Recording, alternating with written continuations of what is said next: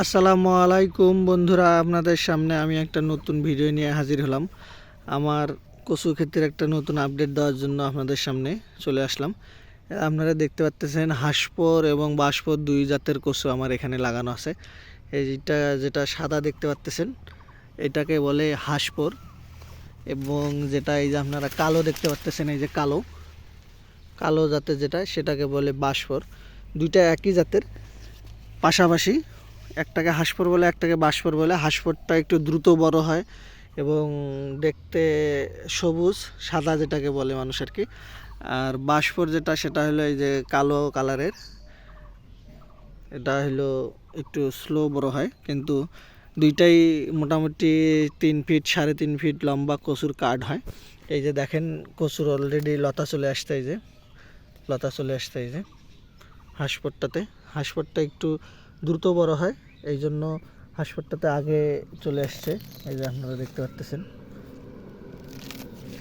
হাঁসপরটাতে আগে লতা চলে আসছে, এই যে এইটাতেও আসছে।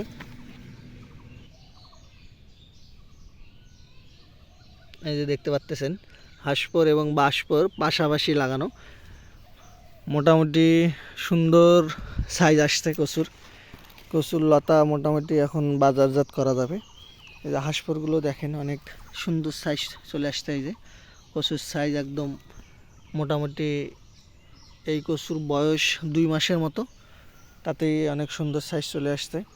আপনারা দেখতে পাচ্ছেন এই যে সুন্দর সাইজ, মাশাল্লাহ।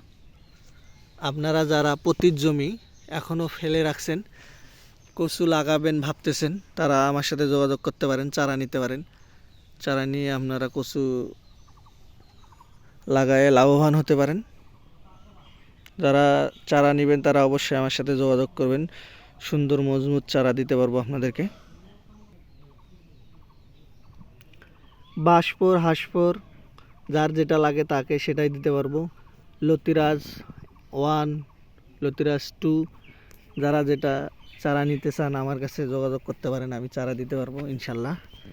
দেখেন অনেক সুন্দর হয়ে গেছে, 2 মাস বয়সেই কচুর গাছে অনেক লতা চলে আসছে। হাঁসপরটা দ্রুত বাজারজাত করা যায়, এই জন্য হাঁসপরটা মানুষ বেশি লাগায়। আর বাঁশপরটাও মোটামুটি ভালো, খেতে সুস্বাদু, এই জন্য বাঁশপরটাও অনেকে চাষ করে। যারা পতির জমি ফেলে রাখছেন, কচু চাষ করতে চাচ্ছেন, বা কোনো সবজি চাষ হচ্ছে না আপনার এমন জমিতে, যারা কিছু চাষ করে বেনিফিট অর্জন করতে চাচ্ছেন, তারা আমার সাথে যোগাযোগ করুন এবং চারা নিয়ে সবজি চাষ করুন, কচু চাষ করুন। কচু চাষ করে সবজির পারিবারিক চাহিদা পূরণ হবে। লতা কচু, কচুর ফুল, এই সমস্ত আপনার পারিবারিক চাহিদা পূরণ হবে, এবং পাশাপাশি বাজারে বিক্রি করে মোটামুটি একটা ভালো আয় আপনারা করতে পারবেন। অতএব যারা এখনও পতির জমি ফেলে রাখছেন, ভাবতেছেন কি করব, তারা আমার সাথে যোগাযোগ করুন এবং কচু চারা নিয়ে কচু চাষ করুন এবং লাভবান হন। চারার জন্য অবশ্যই যোগাযোগ করবেন, ভালো চারা দিতে পারবো। সবাই ভালো থাকবেন, সুস্থ সুস্থ থাকবেন। আল্লাহ হাফেজ।